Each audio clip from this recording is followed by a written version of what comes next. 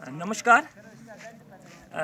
मैं आज आपको यहाँ पे नारला बम्बल जो हमारा एरिया है, मैं उसके बारे में थोड़ी सी इंट्रोडक्शन देना चाहता हूँ, ताकि जो लोग यहाँ पे 10-20 साल पहले जो सर्विस करके भी गए हैं, जॉब अपना करके गए हैं, उनके लिए पुरानी जो यादें हैं वो ताज़ा हो जाएंगी।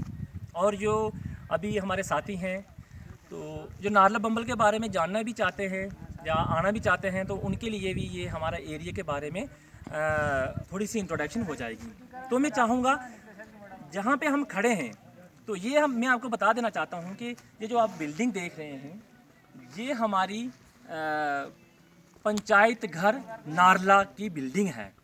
इसमें अब नियाबत तहसील नारला का ऑफिस भी यहाँ पे चल रहा है। मैं आपको बताता चलूँ कि हमारी तहसील खवास, डिस्ट्रिक्ट राजौरी, पंचायत हल्का नारला।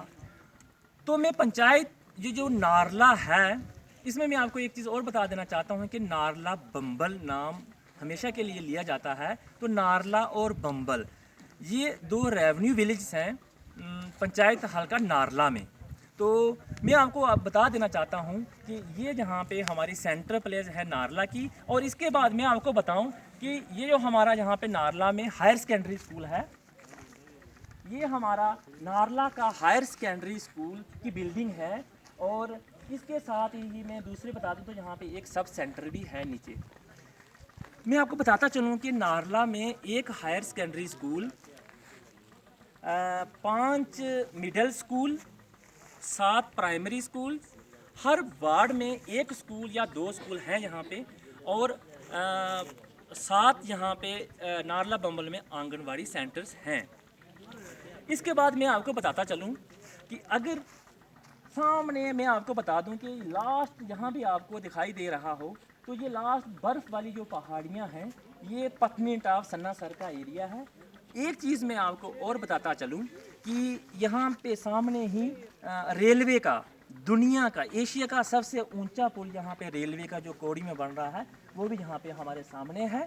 इसके अलावा अगर सलाल हाइड्रो प्रोजेक्ट की बात करें, तो वो भी हमारे सामने ही यहाँ पे है। इसी के साथ ही और एक चीज़ और, ये जो सामने हमारे यहाँ पे त्रिकुटा पहाड़ियाँ दिखाई दे रही हैं, ये माता वैष्णो देवी कटरा की त्रिकुटा पहाड़ियाँ हैं।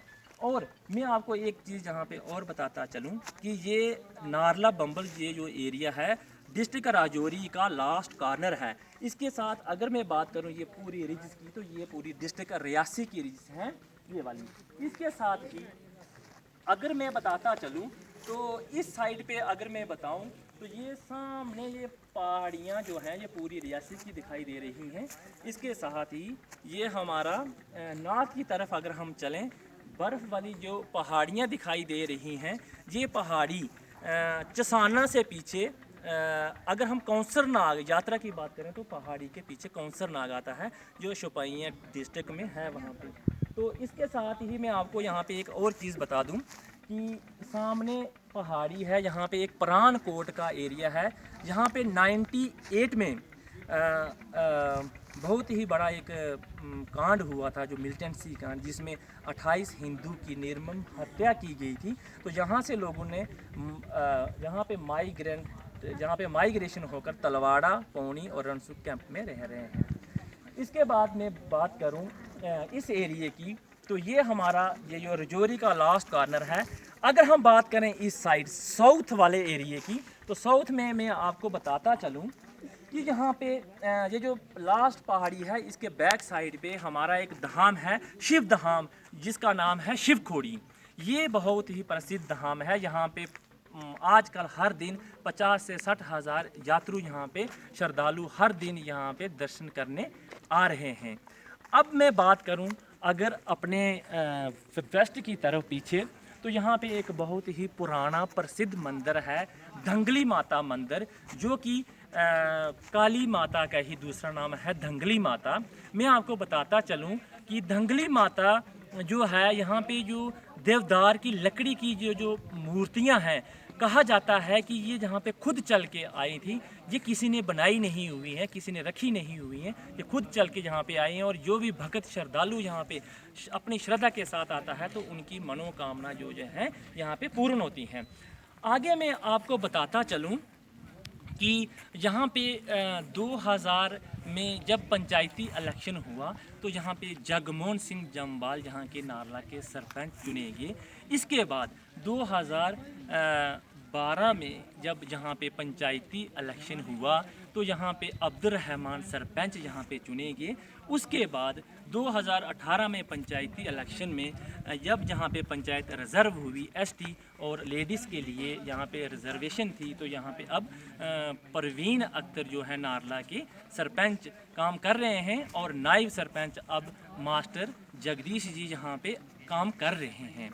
इसके साथ ही मैं बताता चलूँ कि नारला में 2011 में यहाँ पे जब उमर अब्दुल्ला साहब चीफ मिनिस्टर थे तो वो देवेंद्र राणा के साथ और एमएलए रशपाल के साथ यहाँ पे 2 हेलीकॉप्टर लेके यहाँ पे ही उतरे थे, जो आप देख रहे हैं यहाँ पे। तो मैं आगे बताता चलूँ कि यहाँ पे 1996 की अगर बात करें तो 1996 में जहाँ पे अशोक कुमार जो कि कांग्रेस से एमएलए चुने गए। उसके बाद मैं बात करूँ तो 2002 में यहाँ पे ठाकुर रशपाल सिंह जी यहाँ पे एमएलए चुने गए। उसके बाद 2008 में दोबारा से एमएलए रशपाल यहाँ पे एमएलए चुने गए। आगे हम बात करें तो 2014 में जहाँ पे बीजेपी के एमएलए अब्दुल गनी कोहली चुने गए यहाँ के, वो बाद में यहाँ के मिनिस्टर भी रहे और अच्छे तरीके से यहाँ पे लोगों की खिदमत भी की यहाँ पे। अब मैं ये बताना चाहता हूँ कि जो साथी, जो दोस्त, जो लोग यहाँ पे चाहते हैं कि हम नारला बम्बल के लिए आएँ, तो मैं आपको बता देना चाहता हूँ कि अगर कोई दोस्त मेरे, हमारे साथी लोग जो जम्मू से आना चाहते हैं तो मैं आपको बता देता हूँ कि रास्ता कहाँ से आता है। आपको जम्मू से भामला, भामला से तरियाट, तरियाट से मथियानी से नारला रूट है। दूसरा रूट आप जम्मू से कटरा, रियासी, पौनी और तरियाट, मथियानी से आप नारला आएंगे। अगर राजौरी से आप आना चाहते हैं तो राजौरी से कालाकोट, मोहगला, मथियानी से आप नारला आ सकते हैं। ये हमारे पास रूट हैं। इसके अलावा अगर मैं बता दूं कि यहाँ का फेमस क्या है, मतलब मशहूर क्या चीज़ है हमारी नारला की, मैं आपको नारला की बता देना चाहता हूँ कि सबसे पहले तो यहाँ पे आपको अखरोट मिलेगा, क्योंकि अखरोट यहाँ का बहुत मशहूर है और अखरोट यहाँ पे होता भी है। इसके बाद अगर मैं बात करूँ तो आपको यहाँ देसी घी भी बहुत अच्छा मिलेगा, प्योर देसी घी मिलेगा। इसके बाद अगर मैं बात करूँ तो नारला में आपको नारदाना भी मिल सकता है। इसके बाद अगर मैं आपसे बात करूँ तो यहाँ पे जंगल में यहाँ पे गुछियाँ भी होती हैं, गुछियाँ भी मिल सकती हैं। इसके बाद यहाँ पे जंगल में अगर हम बात करें तो यहाँ पे गंडोर साग भी यहाँ पे होता है और यहाँ पे ताज़ी हवा होती है। इसके अलावा मैं बात करूँ तो यहाँ पे स्नोफॉल, बर्फ़बारी भी होती है सर्दियों में। अगर हम बात करें तो यहाँ पे 2 फुट बर्फ़ गिरती है। मैं ये और रिक्वेस्ट करना चाहता हूँ आप सभी लोगों से कि जो प्लान बनाते हैं कि हम शिमला जाएं, पत्नीटॉप जाएं, मैं उनसे ये रिक्वेस्ट करता हूं कि वो यहाँ नारला में आएं सर्दियों के दिनों में और यहाँ पे हम बर्फ़ का मज़ा ले सकते हैं।